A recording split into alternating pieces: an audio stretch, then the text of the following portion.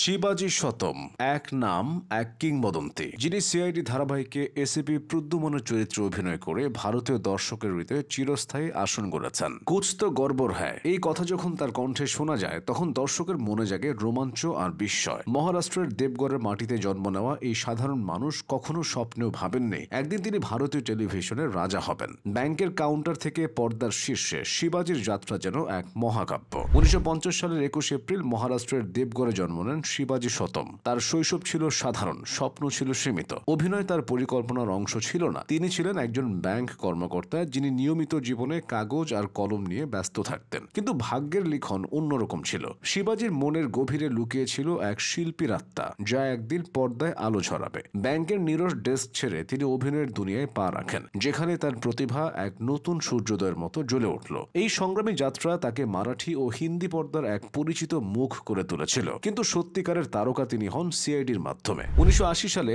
রিস্তে নাতে ধারাবাহিকের মাধ্যমে শিবাজি শতম ছোট পর্দায় প্রবেশ করেন। এটি ছিল তার অভিনয় জীবনের প্রথম সিঁড়ি, যেখান থেকে তিনি ধীরে ধীরে উপরে উঠতে থাকেন। হিন্দি ও মারাঠি সিনেমায় ছোট বড় চরিত্রে অভিনয় করে তিনি নিজের প্রতিভার আভাস দেন। বাস্তব, গোলামে মুস্তফা, সূর্যবংশম, নায়ক এবং মারাঠি ছবি যেমন দে ধাক্কা, হাপুস তার বহুমুখী অভিনয়ের সাক্ষী। কিন্তু শিবাজির জীবন বদলে যায় 1998 সালে, যখন তিনি সিআইডি ধারাবাহিকে এসিপি প্রদ্যুম্নের চরিত্রে অভিনয় করেন। এই চরিত্র তাকে শুধু খ্যাতি নয়, দর্শকের হৃদয়ে অমরত্ব এনে দেয়। 1998 সালের 21 জানুয়ারি সনি টিভিতে সিআইডি ধারাবাহিকের প্রথম পর্ব প্রচারিত হয়, আর শিবাজি শতম এসিপি প্রদ্যুম্ন হিসেবে দর্শকের মনে ঢুকে পড়েন। দয়া, দরজা তোর বা কুছ তো গড়বড় হ্যায়, তার এই সংলাপগুলো 90-এর দশকের দর্শকদের মুখে মুখে ছড়িয়ে পড়ে। দয়ানন্দ শেট্টি বা দয়া এবং আদিত্য শ্রীবাস্তব বা অভিজিতের সঙ্গে তার ত্রয়ী ভারতীয় টেলিভিশনের এক আইকন। 1998 থেকে 2018 সাল পর্যন্ত 1583টি পর্বে তিনি এসিপি প্রদ্যুম্নের চরিত্রে প্রাণ দেন। 2018 সালের 27 অক্টোবর ধারাবাহিকটি শেষ হলেও এসিপি প্রদ্যুম্ন দর্শকদের মনে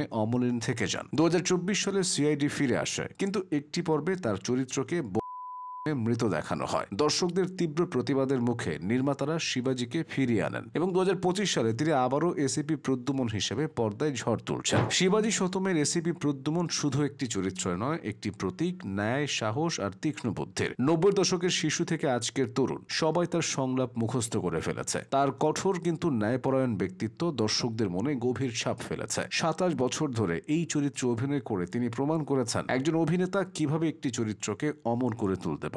শিবাজি শতমের ব্যক্তিগত জীবন তার পর্দার চরিত্রের মতোই শান্ত কিন্তু শক্তিশালী। তার একমাত্র ছেলে বিদেশে থাকেন এবং 2025 সালের মে মাসে তিনি ছেলের সঙ্গে সময় কাটাতে চান। তিনি বলেন, আমি কঠোর পরিশ্রম করেছি, এখন একটু বিশ্রামের সময়। কিন্তু দর্শকদের ভালোবাসা তাকে বিশ্রাম নিতে দেয়নি। 2024 সালে সিআইডি ফিরে আসার পর তার চরিত্রের মৃত্যুর গুজব ছড়ালে ভক্তরা সোশ্যাল মিডিয়ায় প্রতিবাদ জানান। শিবাজি শতম ছাড়া সিআইডি অচল, এই ছিল দর্শকদের একমাত্র কথা। তাদের আবেগের কাছে নতি স্বীকার করে নির্মাতারা শিবাজিকে ফিরিয়ে আনেন। পার্থ সন্তানের এসিপি আয়ুষ্মান চরিত্র সাময়িকভাবে পর্দায় থাকলেও শিবাজির প্রত্যাবর্তন দর্শকদের জন্য এক উৎসব। শিবাজি শতম শুধু একজন অভিনেতা নন, তিনি ভারতীয় টেলিভিশনের এক অমর কিংবদন্তি। ব্যাংকের কাউন্টার থেকে সিআইডির পর্দায় তার যাত্রা এক অবিশ্বাস্য গল্প। এসিপি প্রদ্যুম্ন হিসেবে তিনি 27 বছর ধরে দর্শকদের মনে রাজত্ব করেছেন। তিনি প্রমাণ করেছেন তিনি এই ধারাবাহিকের প্রাণ।